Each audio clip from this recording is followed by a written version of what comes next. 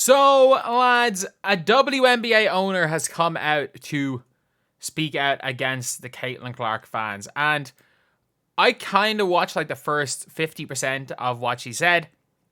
And I actually don't... I have an issue with it, but I don't have an issue with it at the same time. And I do feel like there is a lot more nuance to this conversation. And the problem with all of this is that everyone is just putting every single person in the same boat. The reality of this is, let's just say, hypothetically, the WNBA, I'm just making up just a random number. It's obviously more than this. Let's say before this season, the WNBA had 200,000 hardcore fans. But for every, let's just say for every 200,000 fans, you have 50 trolls and one psycho stalker, which is, unfortunately, there are crazy people in the world. We've seen with the Paige Becker situation. I fully believe there are people, like the Angel Reese thing, that people followed her home, because something similar happened to Caitlin Clark as well. There are psychopaths in every fan base. And the problem is, it is a fraction of a percentage, but it needs, stuff needs to be more serious than, like, these people need to be in jail. But, like, it is a fraction of percentage. But let's just say, for every single, that's the ratio no matter what. And now, with the WNBA, let's just say there's now 1 million new Caitlin Clark fans. With that same ratio, there is now 250 trolls. And by the way, 250 trolls on multiple different accounts can cause havoc in anything. Even for a league like the WNBA. Just that amount. And and then suddenly now there's 6 psycho stalkers. And those 6 psycho stalkers can cause havoc. Whereas, yes, there's a million new fans who are nothing but good. The fact that those million new fans might have brought in 250 people that are online trolls, and then 6 people that will take it into real life where it's so far and should be in jail. That is the reality of the situation. Is that the vast majority of it is good. The problem is that the voices of the of the crazy people, actually, I'm even going to call them crazy people, the trolls. The voices of the trolls are being amplified, especially on Elon Musk's Twitter. And trolls do troll things, and that's the unfortunate thing about this whole situation, is that the trolls are the trolls. But let's listen to this. And it's a really bad look for the WNBA. This is. Because the reality of this is that there needs to be more people going after the actual trolls. And by the way, those actual trolls are not people that are, like, I don't even think, like Cheryl Swoops gives dumb opinions, people give their opinions. All the, like, crazy stan accounts on Twitter, as long as they're not going too far, they just give crazy opinions. They're stan accounts, it is what it is. But obviously, the actual crazy people and trolls need to be called out. And the crazy psychopaths that will do stuff in real life need to be arrested. But anyway, let's listen to Atlanta Dream co-owner, Renee Montgomery. And this is on 1.5 times speed, so we can get through this. Cannot be a representation of what the WNBA would want in their league. This is our league. Cannot be a representation of what the WNBA would want in their league. This is our league. This was built, like, I feel like as a women's... I don't like that statement. This is our league. The reality of this is that this is a league for everyone. And that is one of the biggest issues, is you can't gatekeep a league. And when we've seen women's sports really excel, it's because women, men, kids, adults are all interested. And that's what Caitlin Clark has done, pretty much, and what she has done. And as far as the on the court stuff, there's no one that has made men care more about basketball than Caitlin Clark, because she's just unbelievable. And that just is she is the bridge between NBA fans and WNBA, because she plays the game like it's the NBA. And she plays like LaMelo Ball with Steph Curry range. And we all know how fun LaMelo Ball is to watch. And she doesn't get injured. As a basketball historian myself, I've been watching since I was 5. I was here before the league started, as a lot of the fans on social media feel the same. That ain't a representation of us. Y'all not like us. They not like us, okay? So please don't confuse me saying motivated by hate by meaning hating on a team the way a normal, die-hard fan would. For instance, let me just give you some examples. A die-hard Falcons fan. But like saying again, Caitlin Clark's fans don't represent the league. The problem is that as usual, and by the way, we literally saw, even Caitlin Clark's biggest haters were like, you see these people, when she like Taylor Swift posts, you see these people aren't Taylor Swift or aren't Caitlin Clark fans, they turned on her. Like, these are internet trolls. We know that. People have been shouting that from the heavens since day one. And then when other people are like, well, you see, it's a gotcha moment. See, they're not really Caitlin Clark fans. They turned on her now that she's not MAGA. And then, like, now all of a sudden, it's like, they're Caitlin Clark fans again? Like, what are you on about? Fan can hate the Saints. But they would be going a little bit too far if they created nude AI pictures of Saints players and then sent them to the Saints players' families. That is 100% on the money. And that's the problem, is that you have equated psychopaths to the millions of basketball fans. Just because, like, there are 1 to 2 psychopaths, and they're not even in the fan base. These are psychopath internet trolls who found what they thought was an easy target in Angel Reese. We gotta say it like it is. Like, these players should be getting the support. No, Angel Reese should not have to deal with all this crap, but putting it on millions of new fans who do want to do nothing but watch a player shoot from 30 and run really fast is not right, especially from an owner. Especially from an owner. Because that is the problem, is that, like, it also goes both ways. Do you not think that Caitlin Clark has had the same stuff sent to her? But it's very clear she has a good team around her that's making sure that either she's not seeing it, or she's if she is seeing it, she's seeing as little as possible. And you've seen it here as well. The amount LeBron has been attacked. Do you know how much LeBron has been attacked for supporting Caitlin Clark? Like, it goes both ways. There are idiots on every side. And I mean this. Sports discourse on X is only idiots. We're all idiots.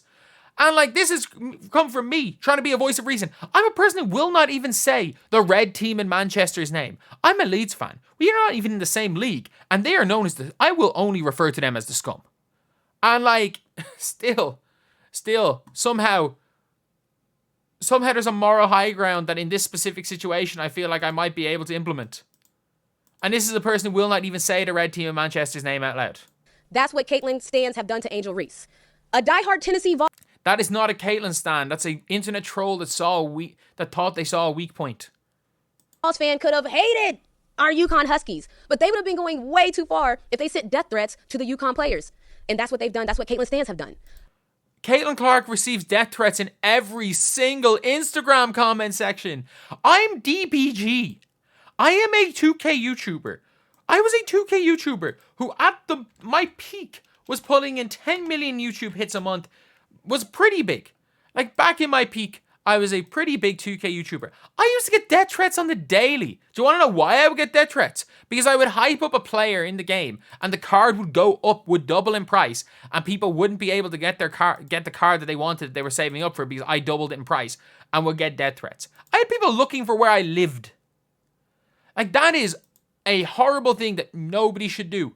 But I can guarantee you it's happened both ways. Because at the end of the day, the people that are doing it to Clark are not Angel Reese fans. The people that are doing it to Reese are not Caitlin Clark fans. They are crazy people. And we need to very much, and again, this is so like irresponsible from an owner of a team to not separate the crazy people and the fans. A diehard Celtics fan could hate the Lakers. And you know what? If we being honest, that Celtics fan base has definitely gone too far with some of their racist remarks and their treatments of players. It's not okay. It's okay to be a I agree. I genuinely agree. The Celtics fans have gone way too far. Hater in sports. Like, hating in sports is a part of the game. Like, I like when our fans are so engaged and so passionate that they just don't like the other team. But being racist, sexist, and violent with your words, come on now, what are we doing? The vast majority, and I mean this, the vast majority of people that are like that are not fans of Caitlin Clark. They're just not. And I think at this stage, we've got to just separate those people. Because it's irresponsible not to. It's irresponsible not to, because if you don't separate those people, all you're doing is giving the people that already have a dislike towards Caitlin Clark free ammo to do exactly to Caitlin Clark what not you're claiming has happened, what has happened to other people. And I can guarantee you it has happened. I can guarantee you Everything has gone both ways in this. But all that this does is giving people justification to do it. It's wrong. It's wrong both ways. It's wrong always. It is just flat out wrong. But it is such a tiny percentage. Yes, it's a loud minority because if you look on Twitter's Elon Musk's weird algorithm, but it is a loud minority. The problem is that stuff like this is irresponsible because it gives justification for people to do it out of revenge when the reality is both sides have gotten way more abuse than any person should ever have to deal with. Come on now, that's not acceptable. I mean, honestly, imagine if one of the stands said the things that they were saying. What if they said it to your daughter, your wife, your cousin, your sister? Folks might be ready to fight, okay? So good. They should be. They should be. And that's the problem with the anonymous internet. And that's the thing. Ironically, she is a owner of the Atlanta Dream. She is an owner of the Atlanta Dream. So the Atlanta Dream have sold 90,000 seats this year. They played the Fever twice at home. 35,000 of their 90,000 sold seats were against the Fever. They have a 4,000 seater stadium, unless it's a bit of Fever, when they sell out a 16,000 or 18,000 seater stadium. Caitlyn, unfortunately for her, this is a group that is attached to her, not her asking this group to follow. It seems that they found a home in this fan base, thinking that that's where it was. But they didn't. They just wanted an excuse. They just wanted an excuse to be racist. It is what it is. They're internet trolls that found an excuse. And then they'll find another excuse, by the way. They'll find another excuse. Now that it's not Caitlin Clark, who knows? Will they latch on to Sophie Cunningham or something? When Sophie Cunningham is, her best player is Natasha Cloud, who is everything that these people seem to hate. Or her best friend is Natasha Cloud. But recently, some things have shown where Caitlyn recently liked a post by Taylor Swift, and it was supporting VP Harris. And on that post, all she did was like it. And this Caitlyn Stans group that I'm talking about, the Stans have now split against Caitlyn. They're actually going against Caitlyn. No, you have equated internet trolls to Caitlyn fans. And that's the issue, is that Caitlyn broke the record for viewership the day after she liked that post. What are you talking about? Read some of the tweets. This is what they're saying to Caitlyn now. I was just starting to finally pay some attention to the WNBA because somebody was actually worth watching, and then you caved. That was more than likely a prawn bot, a PRON bot. Like, it was more than likely a corn bot, because that's the reality of the situation is that is most likely what is happening. Most of these were bot accounts. People clicked into them. Most of them were blank accounts. Another fan said, definitely should have stayed out of politics at Caitlyn Clark. I love watching you, but now I refuse after seeing you support Taylor Swift and Kamala. Why did you like Taylor Swift's? What's going on? So Caitlyn had these big expectations when she came into the league, and she's clearly exceeding all of them, not only on the court, but off of the court being an ambassador for these brands. But something sinister is happening online with Caitlyn's fan base and these stands that needs to... It's not. That's where it is. That is such a reckless thing to say. That is such a reckless thing to say because I'm just putting it out there. It is giving ammo to these journalists to make up that Caitlyn Clark is trying to get her teammates kicked out of games. It is giving ammo to these journalists it is giving ammo to real people. By the way, some of the stuff that's being said about Caitlyn Clark is said by real people. And it is giving ammo to these real people to take out their anger on, I don't know, maybe a section of society they don't like, to take it out on Caitlyn Clark. It's not right when it happens to other people, when internet trolls are doing it, claiming to be fans of Caitlyn Clark, and it's not right when it happens to her. The reality is right and wrong is wrong. And all this stuff, what she is saying is reckless, especially as a co-owner of a WNBA team. It is reckless because it gives justification for effectively revenge hate towards Caitlyn Clark. It is what it is. I don't actually think she's necessarily wrong. Nothing she said is wrong. Nothing that Angel Reese has ever received no one should ever have to deal with that. And that's a huge problem. But the reality of this is that the vast majority of this is anonymous internet trolls. And there's nothing you can do to stop that.